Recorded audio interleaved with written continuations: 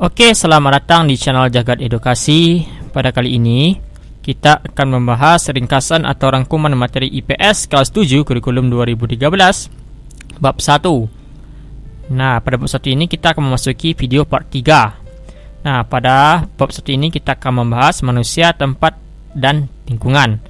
Oke, di part 3 ini kita akan melanjutkannya dari video saya yang part 2 atau pembahasan bab 1 yang part 2-nya dilanjutkan pada video ini, yaitu part 3. Oke, sebelum kita mulai, jangan lupa klik tombol subscribe dan bagikan video ini ke teman-teman kamu yang lagi belajar. Oke, mari kita mulai pembahasannya. Ya, pada bab 3 ini kita langsung kepada poin C, yaitu potensi sumber daya alam dan kemaritiman Indonesia. Nah, yaitu poin 1, potensi SDA Indonesia. Oke. Potensi sumber daya alam Indonesia dilihat dari beragam bentuk: air, tanah, udara, batuan, hutan, bahan tambang, dan lainnya merupakan bentuk-bentuk sumber daya alam. Nah, berikut ini adalah beberapa potensi sumber daya alam yang ada di Indonesia. Oke, yang A, potensi sumber daya hutan. Hutan Indonesia memiliki potensi yang sangat besar, yaitu mencapai 99,6 juta hektar. Hasil hutan yang paling terkenal penduduknya adalah kayu. Nah, berikut ini jenis-jenis kayu yang dihasilkan di Indonesia. Kayu keruing, meranti, agatis dihasilkan di Papua, Sulawesi, dan Kalimantan. Kayu jati banyak dihasilkan di Jawa Tengah. Rotan banyak dihasilkan di Kalimantan, Sumatera Utara, dan Sumatera Barat. Kayu cendana banyak dihasilkan di NTT. Kayu rasa malah dan akasia banyak dihasilkan di Jawa Barat. Hutan selain menghasilkan kayu, ada juga manfaat lainnya, yaitu pertama, tempat cadangan air. Yang kedua, tempat hidup flora dan fauna. Yang ketiga, mencegah terjadinya erosi. Yang keempat, menghasilkan oksigen. Dan yang kelima, sumber kehidupan masyarakat.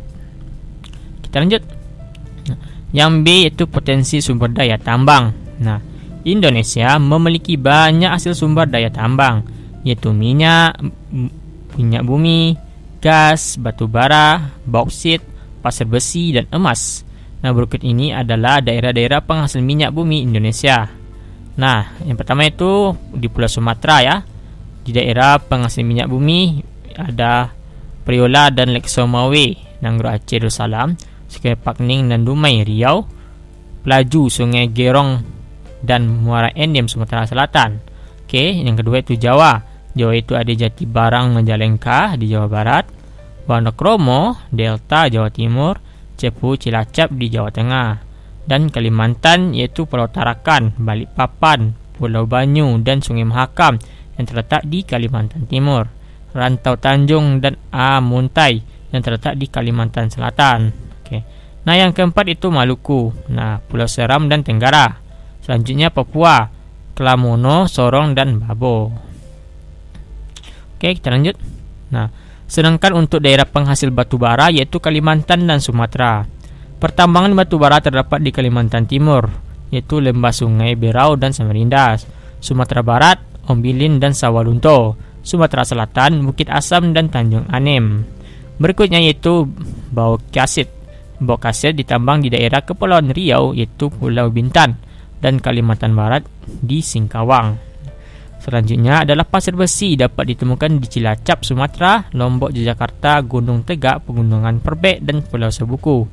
Yang terakhir adalah emas, terdapat di Papua, Freeport, Timika, Kalimantan Barat yaitu Sambas, NAD terletak di Molaboh, dan Sulawesi Utara, Minahasa, serta Riau atau Logos, serta yang terakhir itu Bengkulu, Rejang Lebong. Yang kedua itu potensi kemaritiman Indonesia. Nah, potensi kemaritiman Indonesia sangatlah banyak karena luas laut Indonesia mencakup 2/3 dari seluruh luas wilayah Indonesia, yaitu 5,6 juta kilometer kubik atau kuadrat ya. Oleh sebab itu ada beberapa potensi kemaritiman Indonesia, yaitu pertama perikanan, kedua hutan mangrove, dan ketiga terumbu karang. Oke, sekian dulu. Terima kasih dan jangan lupa klik tombol subscribe. Sampai jumpa.